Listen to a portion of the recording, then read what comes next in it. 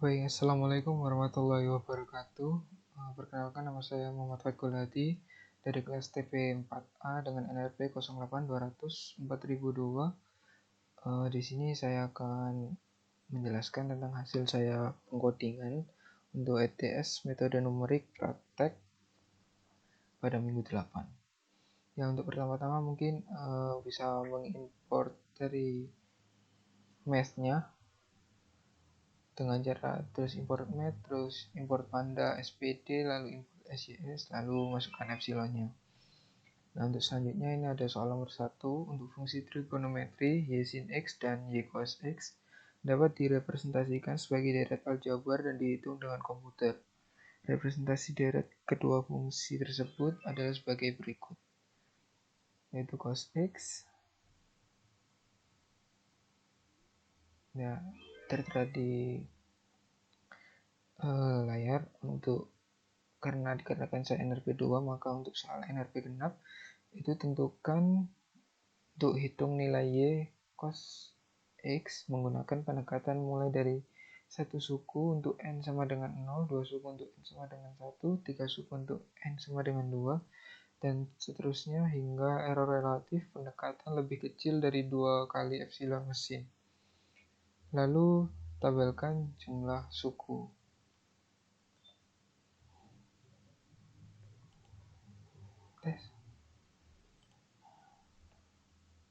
Ya, mohon maaf, saya lanjutkan. Lalu kita tinggal masukkan mungkin ini ya, untuk nilai x-nya ini harus diperhatikan dikarenakan untuk setiap NRP kan beda-beda ya. Jadi untuk x saya, karena NRP saya 2, maka saya masukkan nilai 2. Lalu untuk jumlah sukunya hingga jumlah suku ke-40.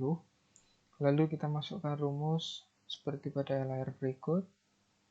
Lalu akan menghasilkan seperti ini.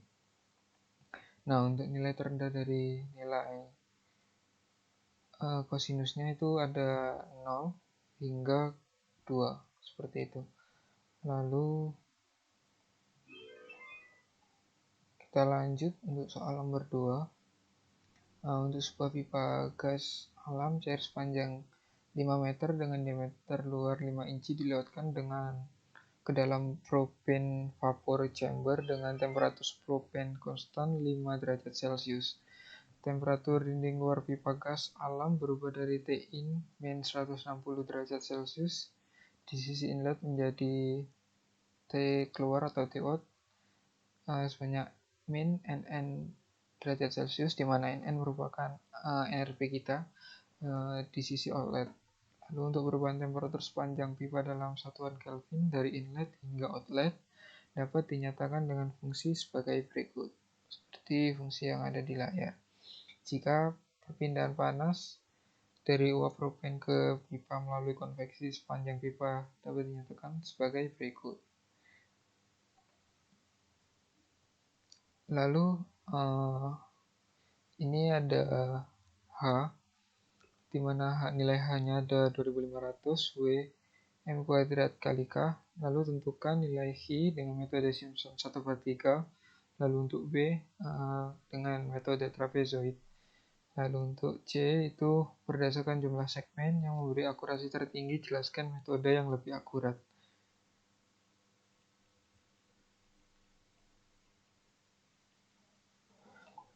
Lalu kita masukkan yang diketahui terlebih dahulu. Hanya itu 2500 untuk panjangnya 5 meter. Lalu untuk diameternya itu ada 5 inch dikalikan dengan 0,054 meter untuk menghasilkan diameter dalam bentuk meter. Lalu untuk TI-nya itu ada min 160, lalu T out-nya ada min 2, lalu C untuk nomor 2-nya itu ada T-in tambah 273 kali 15. Lalu untuk R nomor 2-nya itu ada seperti di layar. Lalu untuk X1-nya ada 0 dan X2-nya sama dengan 5. Lalu untuk Berikut merupakan metode Simpson. Nah, untuk n-nya sendiri itu ada 2. Lalu kita masukkan rumus berurutan, lalu menghasilkan nilai untuk jumlah segmen yang pertama itu 2.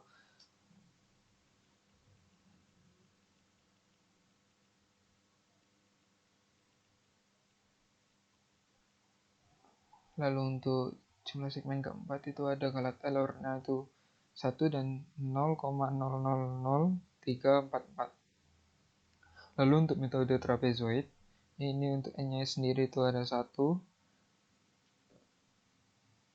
Lalu masukkan rumus seperti ini. Ini harus beruntut ya teman-teman, karena bila tidak beruntut nanti takutnya untuk hasilnya sendiri itu akan error seperti itu. Lalu untuk hasilnya itu seperti ini, menghasilkan galat tertingginya itu ada 1, dan untuk galat terendahnya sendiri itu ada 0,000873. Jadi untuk sub soal nomor C, jadi berdasarkan hasil perhitungan pada sub soal A dan B, metode yang lebih akurat adalah metode Simpson. Dilihat dari nilai galat atau error, perhitungan yang tercipta yaitu error sekitar 0,0008. Jadi yang diambil adalah nilai yang terendah. Lalu untuk soal nomor 3, gas alam yang mengalir masuk ke dalam sebuah pembangkit listrik memiliki tekanan Pin sebesar P kali 10 pangkat 3 dengan temperatur Nn. Sifat gas tersebut mengikuti persamaan gas nyata yaitu van der Waals. Lalu berikut adalah rumus-rumusnya.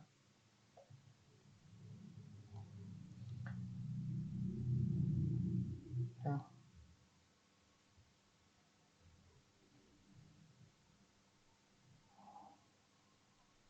untuk rumus-rumusnya.